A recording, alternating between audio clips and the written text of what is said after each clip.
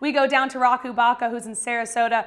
Roch, let's talk about Alex Cobb. Obviously, he is familiar with the AL East, posted a 3.66 ERA last season. How much of an upgrade is this for the Orioles, and were you shocked by the 4-year deal? Because at winter meetings, they made it pretty clear they didn't want to give a starting pitcher a contract over 3 years. I don't think there's any doubt that Alex Cobb is a huge upgrade for this rotation. Nothing is perfect in this world, and of course, ideally, you'd like to have gotten him signed sooner, get him into camp like when they had Cashner and Tillman in, to give him plenty of time to work sim games, build up his arm, build up his innings, his pitch count, and be ready for opening day. Instead, it's gonna be a little bit of a rush job maybe, but I'm sure they've got a plan in place. He has a minor league option left. They could go ahead and work an agreement in his deal where he goes down to AAA to start the season with assurances that he'll be called up at a certain date.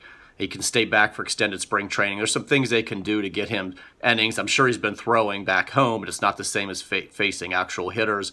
But this is a big upgrade. All of a sudden, this competition for the fifth starter no longer exists. We'll assume that's Chris Tillman. You could take a guy of Cobb's caliber and plug him into at least the middle of this rotation.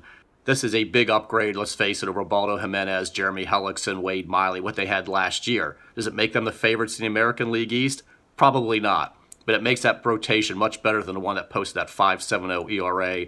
And yes, I'm surprised by the 4-year deal. Dan Duquette said at the winter meetings he didn't believe in contracts for more than 3 for starting pitching. I knew they'd go more than 2. I thought they might go 2 in a vesting option, maybe 3. That's what they were talking about with Lance Lynn, who settled for that 1-year, $12 million deal with the Twins. And what happens? They go 4 years for Alex Cobb and $57 million, but there were concessions on both sides. They had to go up to move out of their comfort zone, but at the same time, Cobb's people had to come down for about the $80 million that he was seeking. So it looks like it's a good deal for both sides. Now, Alex Cobb will not be ready for opening day because he just arrived at camp, but I'm excited to see his stuff and his stuff at Camden Yards, of course. Moving along, Roch, Mark Trumbo, he's obviously headed to the disabled list, What does this do for guys like Danny Valencia and Pedro Alvarez?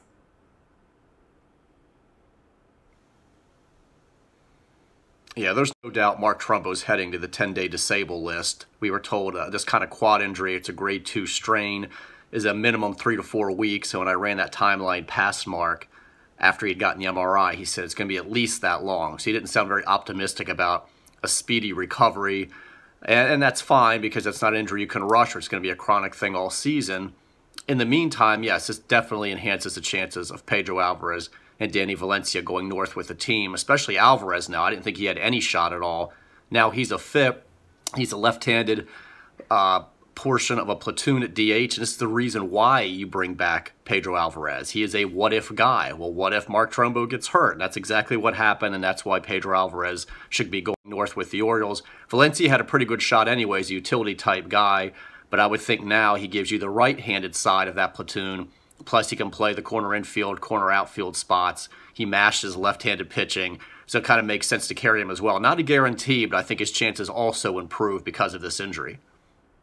All right, thanks for that, Roch. Moving on to Chris Davis. He's back after that injury and cortisone shot in his elbow. How important is it for Chris Davis to be back and, of course, into pre-2017 form? You need this guy to hit 30-plus home runs. Are you excited for him? What do you think about Chris Davis right now?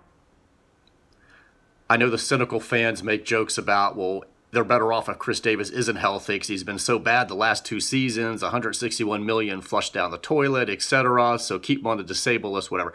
The Orioles need Chris Davis in that middle of the lineup being productive. If they're going to compete, it's about more than just improvements in the rotation or getting big seasons from some of the other guys. They need Davis to be that force again in the middle of the lineup as a left-handed bat. And they don't have a lot of them, plus defender at first base. They need him to be driving in runs again.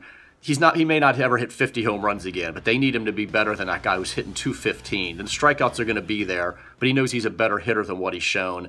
And we've seen glimpses of it this spring where he's going the other way, but also he had 7 strikeouts in his first 13 at-bats before the elbow forearm soreness. So it's still kind of a little bit of a work in progress, but he's worked really hard in the offseason. I think if nothing else, we're all curious to see how that work translates into his production in the regular season. So they need to get him back on the field consistently now toward the end of spring training, which looks like is going to happen. And yes, if he can get back even close to what he was before signing that $161 million contract, this team is a lot better off, obviously. Well, now it's time for my personal favorite discussion, Manny Machado talk. Now, prior to spring training, there were definitely some concerns talking about his transition to shortstop, but he's made it look so smooth defensively, and clearly offensively, this guy is crushing it. What do you think about him there, and how impressed are you with Manny Machado right now heading into this 2018 season? Manny's doing exactly what was anticipated after the announcement was made that he was going back to shortstop. We figured we were going to get a happy Manny, an energized Manny, a more focused Manny. Exactly what has happened. I mean, there's no way to really prove if there's a correlation between going back to his original position and the production he's shown at the plate. Even he doesn't know. He just hopes that he doesn't leave it all here. He wants it to carry over to August, to April, May, June, July, etc. But there's no doubt that he is squaring up everything. He looks great at the plate, and he looks great in the field. He's been very smooth at short, turning double plays, the typical strong arm. He's got the clock down, as Buck talks about, which is different at shortstop than it is from third base. I mean, you don't have as much time to make the throws, even though you're playing farther back, but then you have to know when you need to rush a throw and when you don't. He's looked like a natural there, and you know why? Because he's a natural shortstop. So it all makes sense. That's why Buck kept saying, Manny's not changing positions. He's going back to his original one. So he looks locked in, and I think more importantly right now what we're seeing in spring training is how good Tim Beckham looks over at third.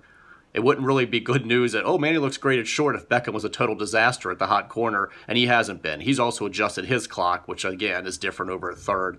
He's looked really good in the field, really smooth, coming in on balls, making the throws, starting 5-4-3 double plays. I think that's been one of the more encouraging stories of spring training. Roch Kubatko joins us from Sarasota, Florida. Roch, thank you so much. For everyone else, check out his blogs on MASNsports.com, and, of course, on Twitter. That's at MASNRoch.